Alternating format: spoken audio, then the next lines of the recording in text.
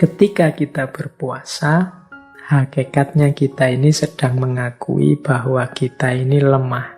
Yang bisa menolong hanya Allah. Ternyata kita ini butuh Allah, perlu Allah. Nah, ini kesadaran yang dimunculkan dari tindakan kita berpuasa. Jadi pengakuan, aku lemah ya Allah, aku ini membutuhkan. Makanya ku jalani puasa, ku tunjukkan betapa aku ini tidak kuat, aku ini lemah. Banyak kekuranganku, hanya Engkau yang bisa membantu. Baik, kita lanjutkan untuk membongkar hikmah-hikmah di balik puasa. Selanjutnya, mari kita tengok sebentar hakikat dari tindakan kita berpuasa. Kalau saya memutuskan untuk puasa, itu berarti apa sih? Nah, ini kita sedikit bermain logika. Jadi kalau kita memutuskan untuk puasa, itu sebenarnya ada beberapa maknanya. Yang pertama apa? Begitu kita memutuskan untuk puasa, berarti kita sedang memilih kehendaknya Tuhan dan bukan ego kita sendiri. Puasa ini kan perintahnya Tuhan, amanat dari Tuhan yang harus kita jalankan. Allah menginginkan kita puasa. Sementara kita sendiri kalau mau jujur kan inginnya tidak dihalang-halangi, tidak dibatas-batasi. Kalau menginginkan makan, menginginkan minum, menginginkan hubungan seks dengan siapa saja, dan lain sebagainya.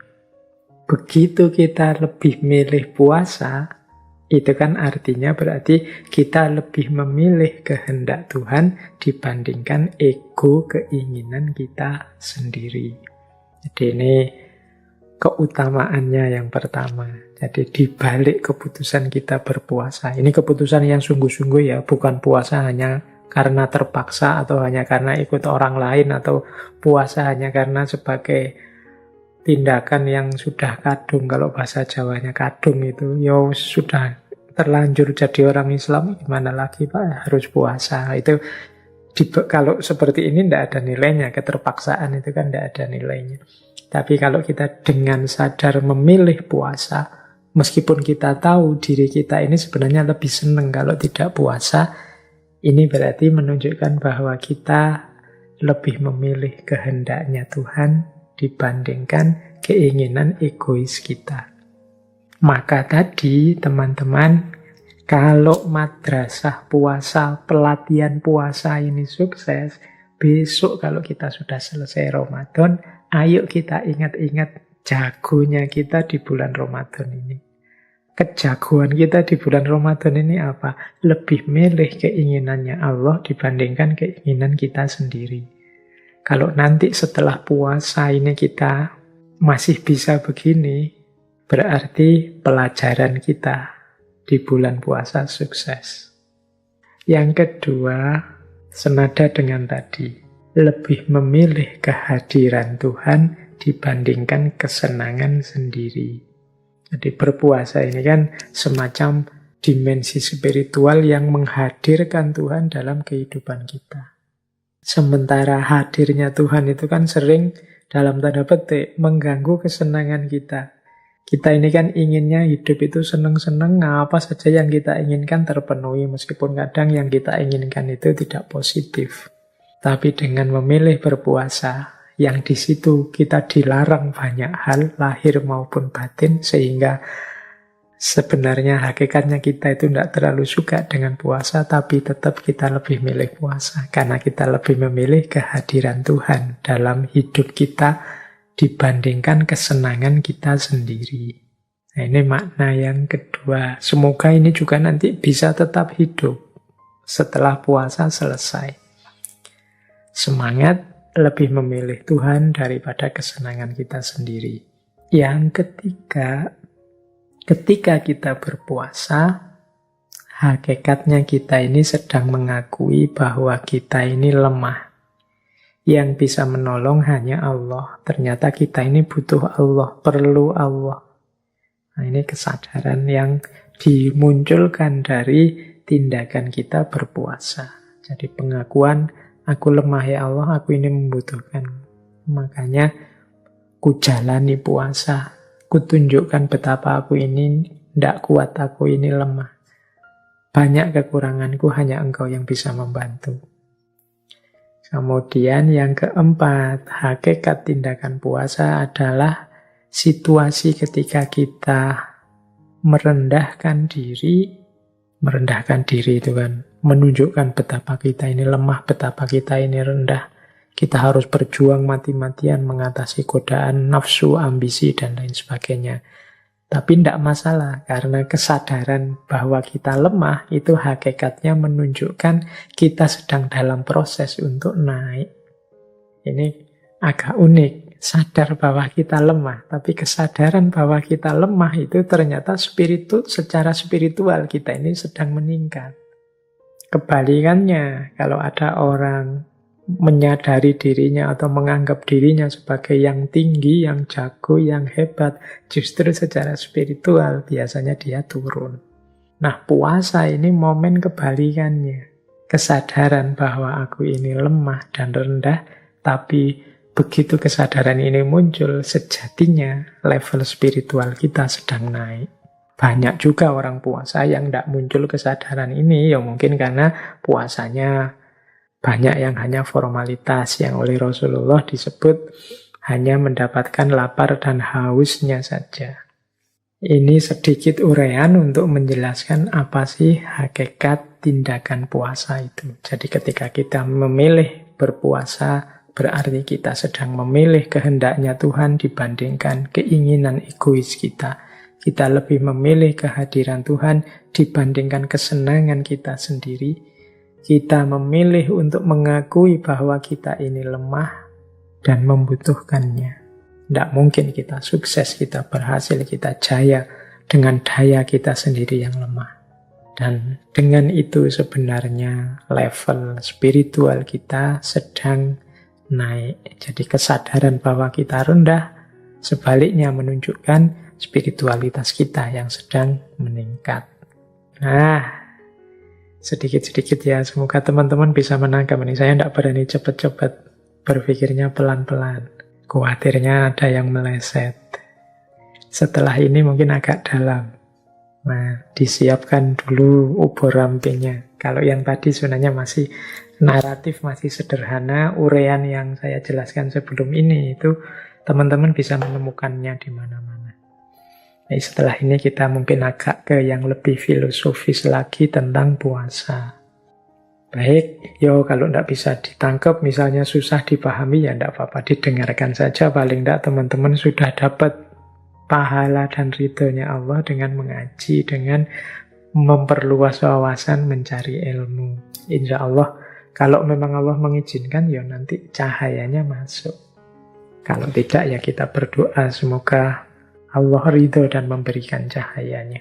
Baik teman-teman, sekarang kita mulai ya membahas yang lebih filosofis, lebih dalam tentang puasa. Nah, yang pertama, saya ingin menggalinya dari aspek the law of polarity. Hukum polaritas. Ini salah satu manifestasi hukum polaritas itu kalau teman-teman mungkin masih ingat adalah yin yang. Jadi yin yang itu kan satu hukum semesta yang menunjukkan bahwa segalanya berpasangan. Negatif dan positif berpasangan, hitam dan putih berpasangan, siang dan malam berpasangan, baik dan buruk berpasangan, saling melengkapi, saling menunjukkan eksistensinya. Kalau tidak ada baik, tidak akan ada buruk. Kalau tidak ada ringan, tidak akan ada berat, dan lain sebagainya. Itu kan namanya the law of polarity. Contohnya yin yang. Nah, coba kita lihat puasa ini dari perspektif yin yang tadi. Ada beberapa pasangan-pasangan, kombinasi-kombinasi situasi puasa yang itu menurut saya menunjukkan aspek yin dan yang. Yang pertama, coba kita perhatikan. Puasa itu perintah dari Allah. Tapi unik, isinya perintah itu untuk tidak melakukan. Nah ya, Perintah itu kan harusnya memerintahkan untuk melakukan sesuatu. Tapi khusus puasa, kita diperintahkan untuk tidak melakukan. Nah, ini kombinasi yin sama yang. Jadi kita diperintahkan untuk tidak melakukan. Jadi isinya puasa itu kan kita dilarang makan, dilarang minum, dilarang hubungan seksual, dilarang serba dilarang. Jadi ini menurut saya ini kombinasi yin yang. Kita diperintahkan untuk tidak melakukan.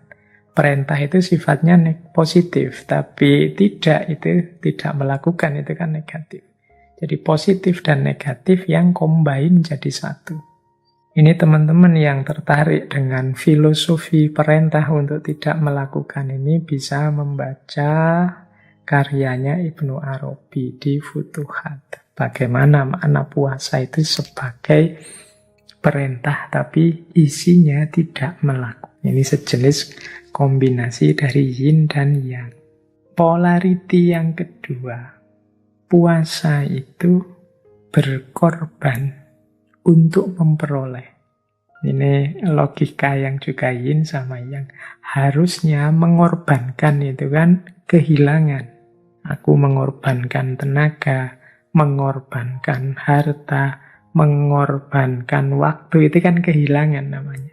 Tapi dalam puasa ini kita mengorbankan banyak hal, tapi pengorbanan ini dalam rangka memperoleh banyak hal yang lain.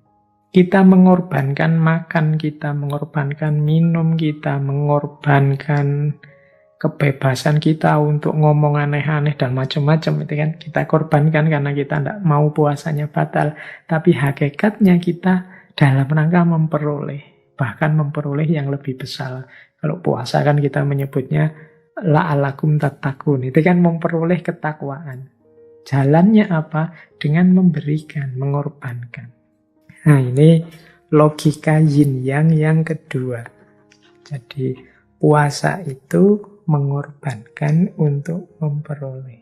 Ini kalau tadi kita bahas bagaimana puasa itu semacam pelatihan riyadhah, semacam sekolahan untuk kelanjutan kita di luar puasa, berarti mari kita pahami rumus-rumus ini. Misalnya rumus mengorbankan untuk memperoleh ini. Bagi teman-teman yang belajar logikanya orang bersedekah, berbagi dengan sesama, dan lain sebagainya. Itu kan ketika kita berbagi, memberikan ke orang lain, harusnya kita kehilangan banyak hal, tapi seringkali justru kita mendapat lebih banyak dari itu. Nah, ini logika yin yang mengorbankan untuk memperoleh banyak hal. Yang ketiga, ada logika dalam puasa yang jenisnya yin yang juga, yaitu menahan untuk menikmati. Ya contoh paling mudah, kita menahan diri ndak makan, ndak minum, ini kan menahan. Ya basa Jawane ngempet. Dalam rangka apa? Untuk bisa lebih menikmati. Ilustrasinya sederhana saja, ndak usah rumit-rumit. Yang makan tadi loh. Itu kan kita tahan dari pagi, dari subuh sampai maghrib. Rasakan nanti bedanya makan siang dengan makan waktu maghrib buka puasa. Nikmatnya pasti beda. Ini sudah diramalkan oleh Rasulullah kan. Orang puasa itu nikmatnya dua. Satu nikmat buka puasa, yang satu nikmat waktu bertemu Allah. Nah, kita tahan makan itu, ternyata pada akhirnya justru kita menemukan nikmatnya makan pada saat buka puasa. Kita bisa merasakan senikmat itu rasanya makanan saat buka, karena sebelumnya sudah kita awali dengan puasa. Kalau tidak ada puasanya, kemungkinan besar nikmatnya makanan yang sama tidak akan sedalam itu. Menahan untuk menikmati, itu dahsyatnya luar biasa. Ini rumus ini boleh dipakai di luar puasa nanti atau untuk hal lain di luar hal puasa. Menahan untuk menikmati. Ya teman-teman yang jomblo ini kan ya sedang puasa kan harusnya hari ini. Nabi juga menyarankan banyak-banyak puasa yang belum punya pasangan. Menahan. Nanti jangan khawatir. panennya ketika kalian menikah. Jadi nikmat yang dirasakan akan luar biasa. Bedakan dengan yang tidak puasa. Dalam tanda petik ini tidak suudzon ya. Misalnya kalau ada yang jomblo sih belum menikah, tapi tiap hari jajan, tiap hari sebut saja seks yang bebas, yang tidak aturan itu. Nah, ini tidak ada puasanya. Maka menikah jadinya tidak ada rasanya juga, tidak sakral, wong wis tahu, wis bendino, wis bolak-balik. Tidak terkena hukum menahan untuk menikmati ini. Jadi ini bisa diterapkan untuk banyak hal. Dalam banyak hal kita itu memang butuh menahan. Orang Jawa itu pakai istilah tirakat. Kemuliaan hidup kita akan banyak ditentukan oleh kesanggupan kita menjalani tirakat-tirakat. Karena ada hukum menahan untuk menikmati. Betapa indahnya Idul Fitri setelah 1 bulan kita menahan diri untuk tidak makan minum. Tapi yang tidak puasa sama sekali, rasanya pastinya hambar. Tidak terkena hukum menahan untuk menikmati. Nah, yang keempat, itu juga salah satu ilustrasi bagaimana hukum yin dan yang dalam puasa. Yang keempat, menyakiti. Ini menyakiti dalam tanda petik ya. Tapi tujuannya untuk menguatkan. Jadi kita ini kan dilatih pelan-pelan oleh puasa, agak sakit memang. Tapi pada akhirnya kita ini tangguh, kita kuat. Puasa hari pertama kita mungkin teler, puyeng. Tapi hari kedua sudah tinggal separuh puyengnya. Hari ketiga sudah tidak puyeng lagi, lama-lama biasa.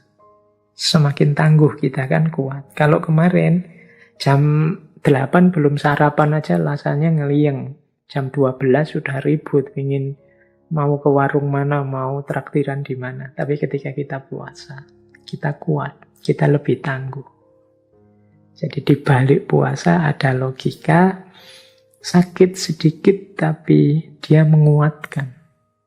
Jadi menyakiti dalam tanda petik, tapi hasilnya kekuatan. Dalam hidup ini kan juga berlaku hukum ini.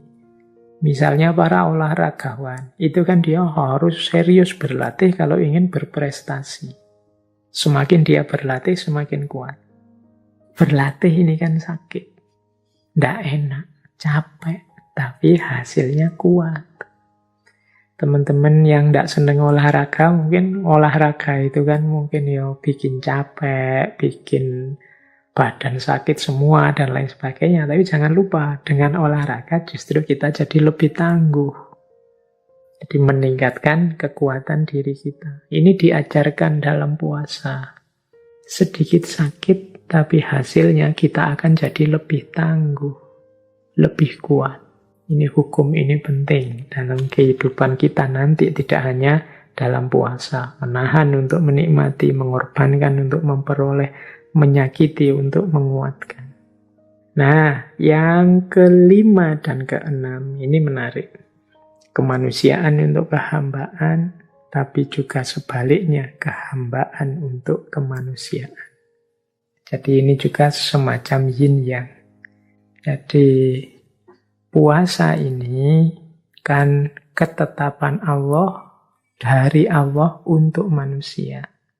Tapi sebenarnya dia tidak bernilai hanya untuk kehambaan, maksudnya nilainya hanya Allah hanya ingin melihat kita patuh apa tidak, selesai. Tapi di balik puasa ada kemanfaatan besar untuk manusia. Jadi ketika kita puasa, itu adalah bentuk kehambaan kita. Karena kita patuh pada Allah. Tapi jangan lupa, begitu kita puasa, ada sangat banyak manfaat kemanusiaan. Jadi, ya manfaat kemanusiaan tadi saya jelaskan di depan tadi, individual, sosial, bahkan politik, itu kan manfaat kemanusiaan. Padahal awalnya ya dasarnya kehambaan kita. Itu berarti kehambaan yang sekaligus kemanusiaan. Nah, puasa ini kita jalani ya di level manusia, sebagai manusia, dengan cara-cara yang manusiawi. Meskipun begitu, dia hakikatnya adalah penghambaan kita kepada Allah. Jadi kemanusiaan untuk kehambaan, kehambaan untuk kemanusiaan. Hal-hal yang baik, yang manusiawi, yang kita jalankan, itu hakikatnya adalah kehambaan kita, kepatuhan kita terhadap perintahnya Allah, termasuk puasa. Inilah kemanusiaan untuk kehambaan.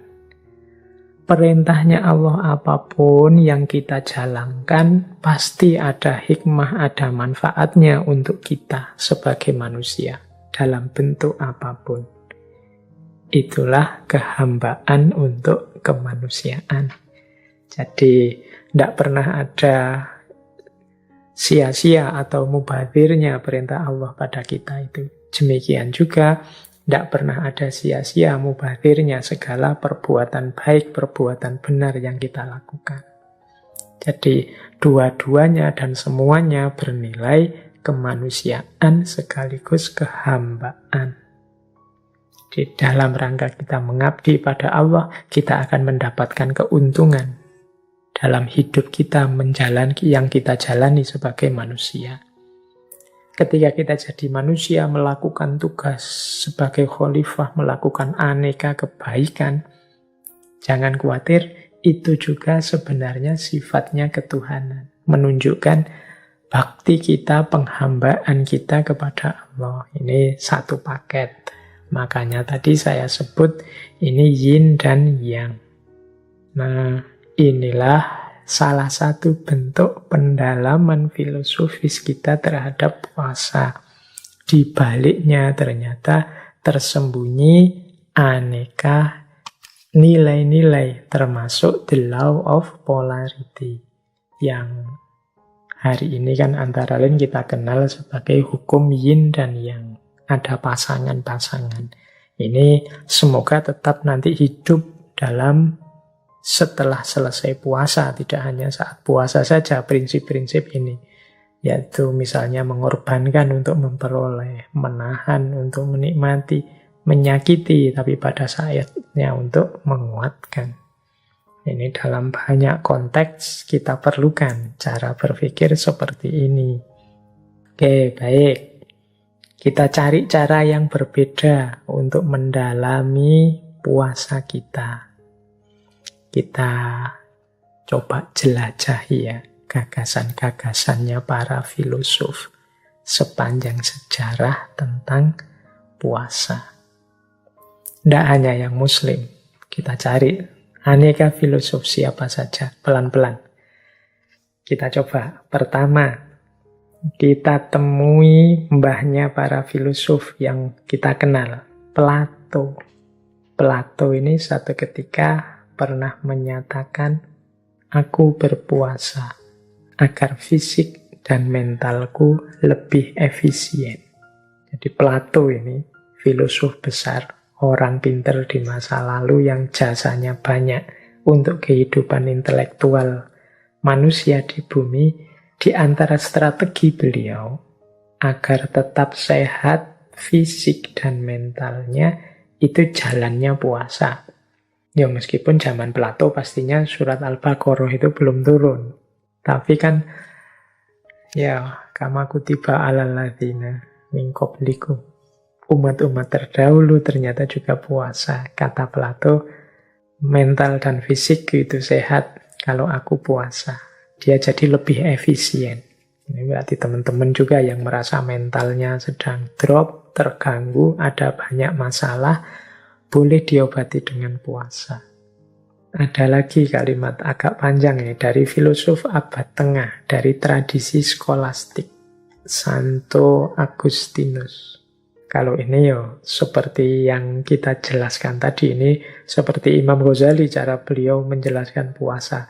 Kata beliau begini, puasa itu membersihkan jiwa, meningkatkan pikiran, menspiritualkan yang fisik, menumbuhkan rasa sesal dan kerendahan hati, menyingkirkan hambatan nafsu, memadamkan api ketamaan, dan menyalakan cahaya sejati kesucian. Wah, ini manfaatnya lengkap ya. Lahir, batin, spiritual.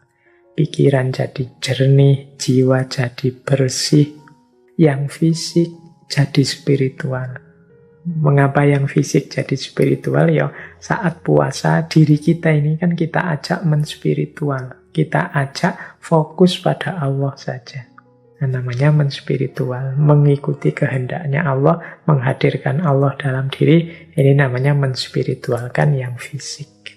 Kemudian menumbuhkan kerendahan hati, menyingkirkan, menyisihkan hawa nafsu, yang kalau di kita kan diilustrasikan dengan setan-setan itu tangannya diborgol. Kenapa?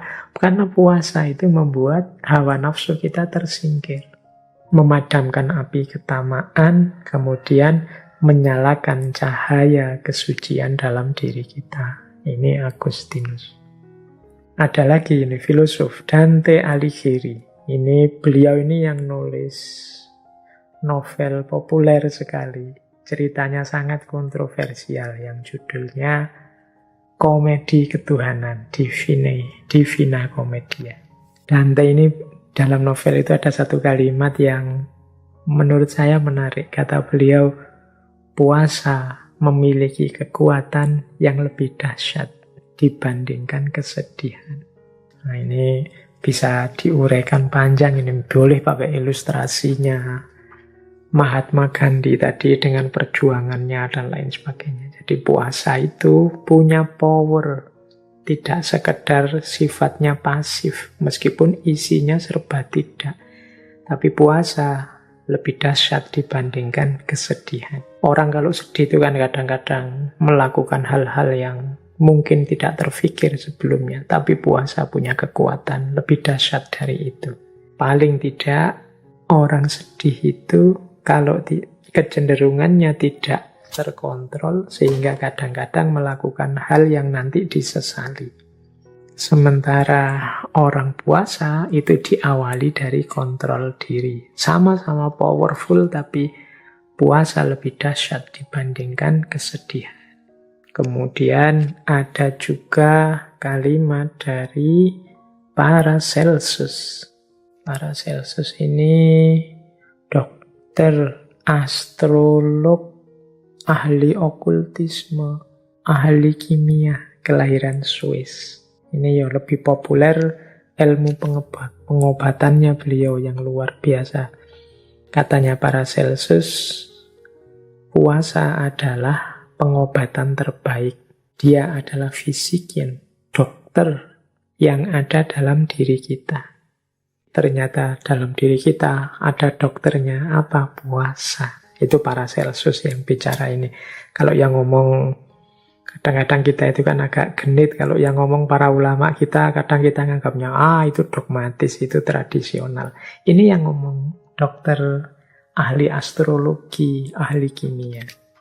Kemudian jangan lupa Benjamin Franklin yang sering disebut sebagai bapak pendirinya Amerika Serikat yang kita kenal sekarang. Katanya Franklin, obat terbaik itu ada 2, yaitu istirahat dan puasa. Ini Benjamin Franklin ya yang bicara. Nah, ya nggak perlu saya jelaskan, teman-teman sudah ngerti mengapa kok istirahat dan puasa itu jadi obat terbaik. Ini lebih menarik. Fyodor Dostoyevsky. Ini filosof eksistensialis sejajar dengan Sartre dan kawan-kawan, asal Rusia. Nah, kata beliau, menarik, beliau bilang begini, ketaatan, puasa, dan doa itu sering ditertawakan. Padahal hanya melalui hal tersebut terdapat jalan untuk kebebasan sejati. Aku memotong keinginan tak terkendali dan tidak penting. Aku tundukkan kesombongan dan ketamaanku, dan kuhukum ia dengan kepatuhan. Dan dengan pertolongan Tuhan, aku mencapai kemerdekaan jiwa dan kenikmatan spiritual. Nah, ini Dostoyevsky. Jadi, kata beliau, mungkin orang-orang hari ini, orang-orang modern yang baru mengalami renaisan, menertawakan kepatuhan pada agama, menertawakan puasa, menertawakan doa. Padahal menurut Dostoyevsky, ketaatan puasa dan doa itu bisa menjadi jalan bagi kebebasan yang sejati. Kebebasan yang sejati ini kan yang diimpikan oleh para filsuf eksistensialis. Katanya Dostoyevsky, untuk menemukan kebebasan sejati itu, aku memotong keinginan tak terkendali dan tidak penting. Jadi justru kebebasan itu akan ketemu tidak dengan mengumbar keinginan, tapi dengan membatasi keinginan. Termasuk membuang keinginan yang tidak penting. Kemudian aku tundukkan kesombongan dan ketamaanku. Jadi mengalahkan sombong dan tamak. Orang yang sombong dan tamak tidak akan menemukan kebebasan sejati. Karena justru dia akan dibelit, dibelenggu oleh kesombongan dan ketamaannya. Dan kuhukum dia dengan kepatuhan. Jadi untuk menundukkan kesombongan, ketamaan itu jalannya ya patuh, taat.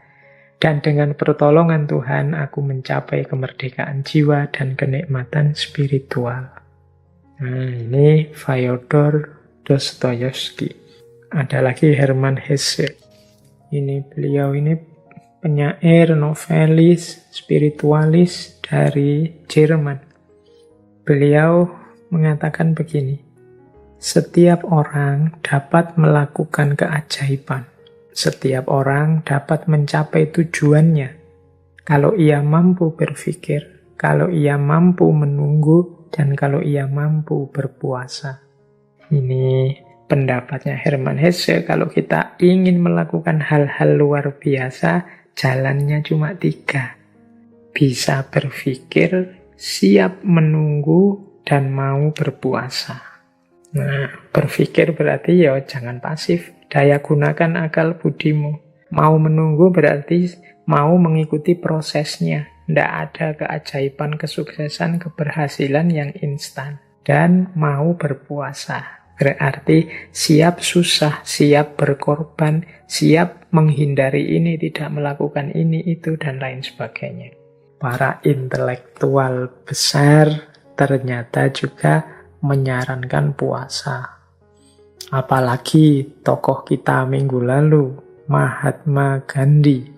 Ini saya bawa beberapa quotes dari Mahatma Gandhi yang berhubungan dengan puasa. Misalnya ini, agamaku mengajarkan kepadaku bahwa kapanpun muncul tekanan yang tak dapat disingkirkan sendiri, seseorang harus berpuasa dan berdoa.